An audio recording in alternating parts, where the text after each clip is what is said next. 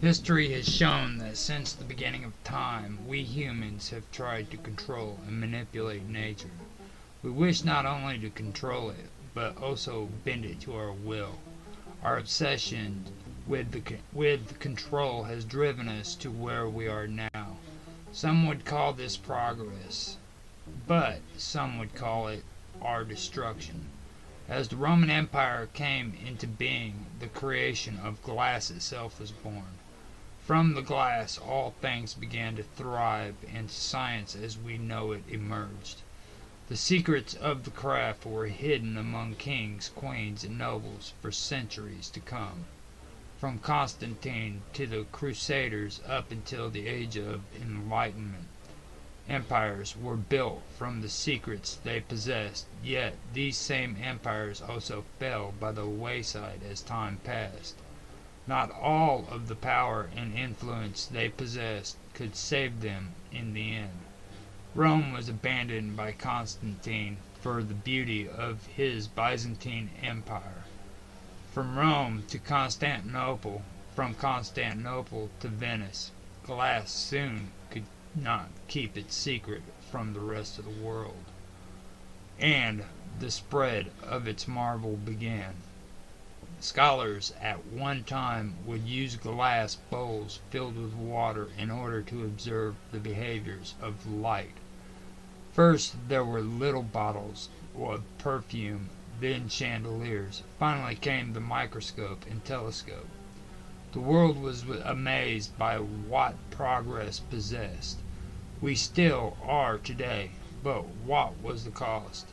Today we have scientists that suggest we are no more than a computer simulation. Just as Aristotle used glass to determine the secrets of perception, we are opening our consciousness to the unknown. Genes that are groomed by generations of breeding, passed down from our forefathers before us, picking the best of the stock in order to perpetuate the breed and further our immortality. The Greeks would travel abroad in search for the meaning of life, taking them too far off lands. Scholars, philosophers, and adventurers would travel to Egypt, searching out its deepest secrets. On their journey, they eventually encountered the stories of Aphrodite and her indiscretions. The rose given to Hippocrates and delivered to him by Eros, Aphrodite's son, as a gift for his silence concerning those indiscretions. Silence is golden, just as it is also consent. Ignorance is also bliss, and we turn a blind eye in order to protect what we feel is ours. King Louis VII's entire family died from smallpox. His brother died as a baby because the doctors performed bloodletting. If it wasn't for King Louis VII's governess refusing to allow the procedure, he would have died as well. Let us not talk about this king, though, especially when it comes to secrets. Kings and queens would breed according to stock. They needed an heir to carry on the family name, thereby keeping power within their fold. Henry VIII was on a deadline for a son and produced only a daughter that could take his throne in the end. At the early age of 11, King Louis VII was introduced to his betrothed wife-to-be. The royal family wished for him to be married to his cousin. He wasn't really interested, though, considering she was only 11 and his bride-to-be was but 3. So they hurried off and found a Polish princess to take his cousin's place, who was old enough to conceive. An unquenchable thirst was born, and secrets of illegitimate children were hidden from his subjects. What would the people say? Traditions carry on from each generation, it seems, and we have an explanation for it according to the scientific method. Let's talk about King James as well, and the misconceptions concerning his life. The idea that playhouses in London were the place to be during that era was far from the truth. Reprobates and homosexuals who practiced beastly things gathered in those places. King James frequented there often in search of male lovers, and nobody said a word. To this day, there are even conspiracies concerning Shakespeare, wondering if he ever really existed. Was he actually just a pen name for a person of royalty or someone of high standing wishing to stay anonymous? Nobody of reputable background would have ever been caught in such places, like the playhouses in London. The things that Shakespeare wrote about were well beyond his reach. He knew about the law and was a writer with only a seventh grade education. He could have never gained such information. The Order of the Golden Fleece and its dirty little secrets. Secrets of the confessional. What was said and done in the banquet room stayed in the banquet rooms. Generations of noble families were held as political prisoners in order to uphold the king's order. People would flee from their homes, exiled to far-off lands, away from the church. Meaningless wars were fought for land and treaties, most without reward for either the people or their kings. Tributes had to be paid and hostages taken, because if not, then conspiracies were formed. Referendums and counter-referendums were made in order to preserve nobility. Out of all this secret societies, such as the Freemasonry, the Rosicrucian, and other Hermetic groups, were formed. This, of course, resulted from years of persecution from the Golden Fleece and other secret courts. These courts held trials by oath to determine guilt or innocence. The penalty for any crime that a person was accused of was death. Secret handshakes, meetings among members, and judgment was given only by the accused peers, was the law of the land. If you weren't a member of that group, you better know someone who was. Not knowing the right people would have certainly been the death of you. You then either ran for your life or you were hung from the nearest tree, because there weren't any jail time after guilt was established. Some of the greatest lies ever told to man are obvious, and yet we look away from the truth. We accept the lies told to us, instead of understanding that these are not fact but lies. First, we were led to believe that the earth was flat. Then we were taught that everyone thought that the earth was flat. Historically, though, this is far from the truth and inaccurate. Not all societies and civilizations believe this to be true. There are plenty of historical facts that state otherwise, though we have been fooled into believing the lie.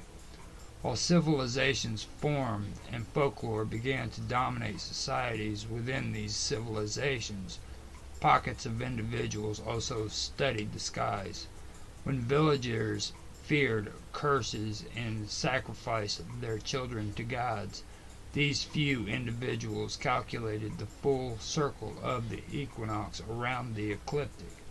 They understood the returning of the planets and the circle of the same, the great year, perfect year, the platonic year, or whatever you would wish to call it. They understood the gyration of the axis and the equinox procession.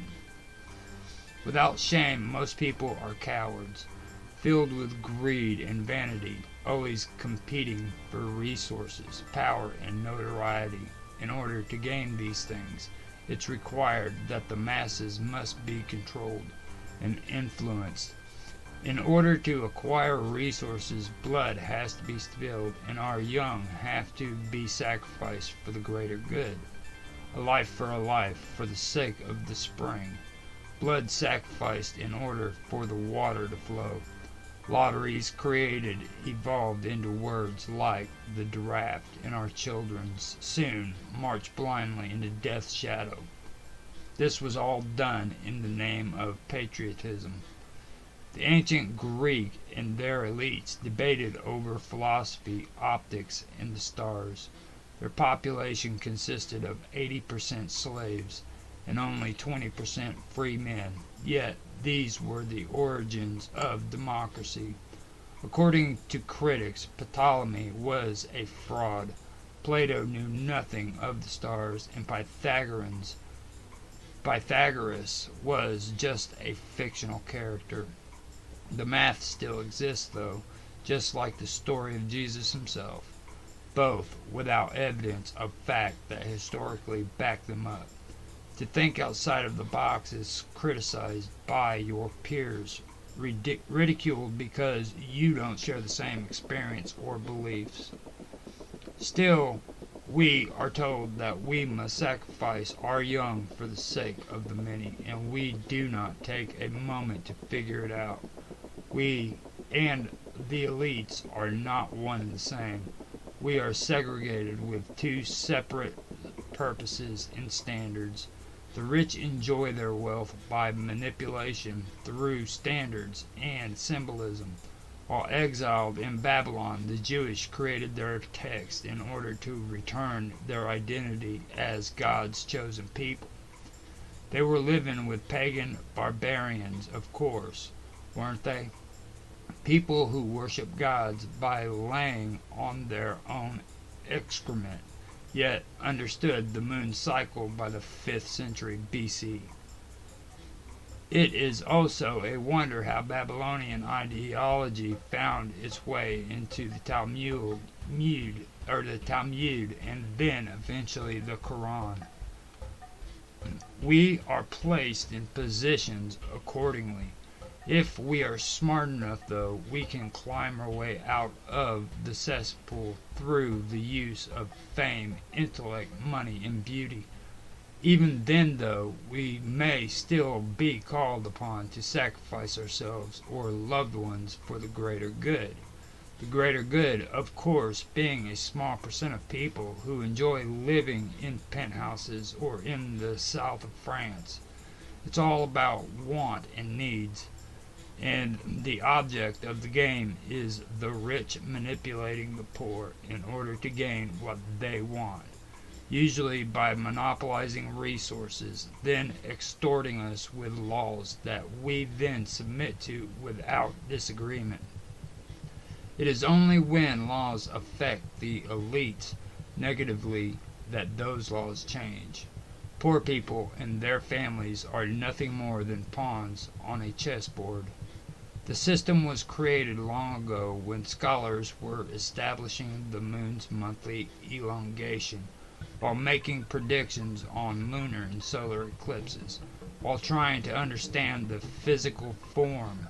When the Chinese thought that the moon was pure energy, but understood that moonlight was the reflection of the sun. Intellectual elites were given privilege because of their contribution to society. Heroes were idolized and created from their conquest of war for their deeds done against the enemy. These things continue still, always with the promise to restore peace, love, and tranquility. Nothing is further from the truth, though.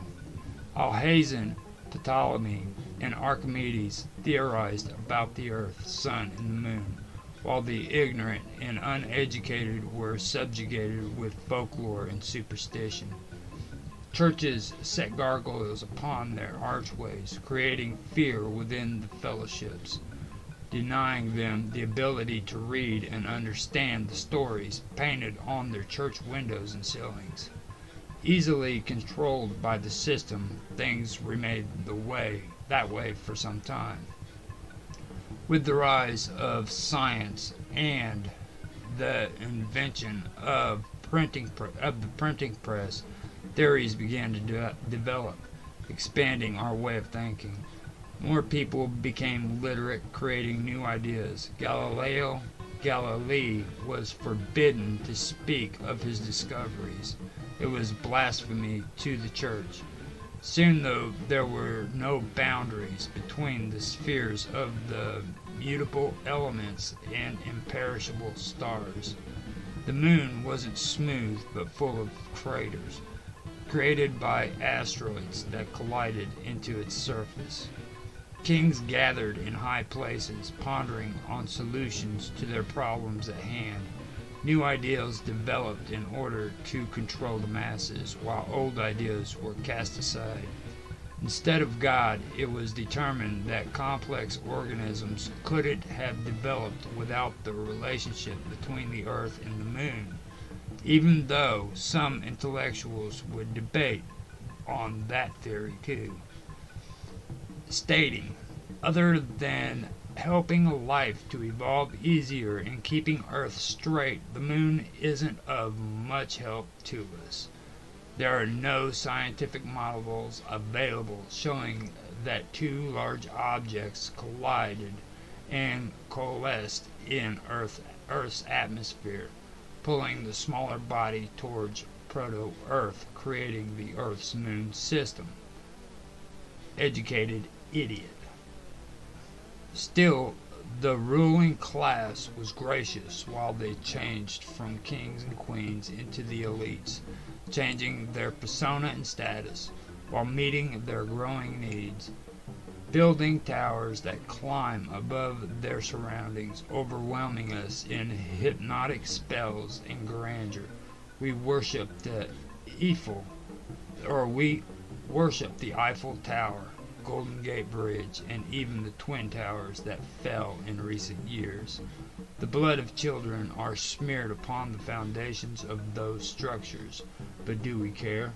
We place our vanity at the doorstep of two buildings while victims still perish today. We send our children off into the darkness and some don't return. While the elite class explains the situation to us, we must view things along two separate lines of sight. The displacement of our line of sight and our difference in position or our place in the world. Remembering that objects in the rearview mirror are closer than they appear. Sometimes we see that the driver isn't driving 50 miles an hour, when in reality he isn't. Sometimes we see that the driver is driving 50 miles or 55 miles an hour, when in reality he isn't. We are looking at the speedometer from the wrong angle, seeing the actual speed a little off than what it really is. What a person sees when he looks into the sky in the United States isn't necessarily the same as what a person in Syria sees when he looks into the same sky.